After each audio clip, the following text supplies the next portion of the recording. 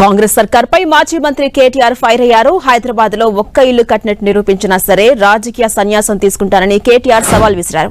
BRS హయాంలో ఆసుపత్రులు నిర్మిస్తే కాంగ్రెస్ నేతలు రిబ్బన్లు కట్ చేస్తున్నారని విమర్శలు గుప్పించారు. గ్యారంటీ కార్డుల పేరుతో కాంగ్రెస్ అధికారంలోకి వచ్చిందని ఆరోపించారు కేటీఆర్.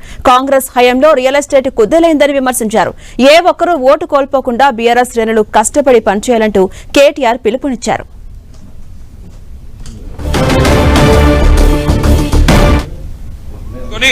ఎక్కడ మనం కట్టిన ఫ్లైఓవర్ ఉంటే అక్కడ పోయి రిబ్బన్ కట్ చేస్తాడు. ఎక్కడ మనం కట్టిన బిల్డింగ్లు టిమ్స్ హాస్పిటల్ లాంటి బిల్డింగ్లు ఉంటే వాటికి రిబ్బన్లు కట్ చేస్తాడు. మనం కట్టిన డబుల్ బెడ్రూమ్ ఇళ్లకు పోయి రిబ్బన్లు కట్ చేసి మేమే ఇచ్చినామని చెప్తున్నాడు. నేను ఈ వేదిక ద్వారా కూకట్పల్లి వేదిక ద్వారా అడుగుతా ఉన్నా రేవంత్ రెడ్డి గారిని, అయ్యా రేవంత్ రెడ్డి గారు, ఇందిరమ్మ ఇండ్లు అన్నావు కదా, ఇందిరమ్మ ఇండ్లంటివి కదా, ఎస్సీ ఎస్టీలకు 6 లక్షలు ఇస్తా అన్నావు, మిగతా వాళ్ళందరికీ 5 లక్షలు ఇస్తా అన్నావు. హైదరాబాద్ మహానగరంలో ఒక్క ఇందిరమ్మ ఇల్లు నువ్వు కట్టినట్టు చూపెడితే, ఒక్క ఇందిరమ్మ ఇల్లు నువ్వు కట్టినట్టు చూపెడితే నేను శాశ్వతంగా రాజకీయ సన్యాసం తీసుకుంటా, దమ్ముందా రుజువు చేయని చెప్పి నేను వారిని ఇవాళ సవాల్ చేస్తా ఉన్నా.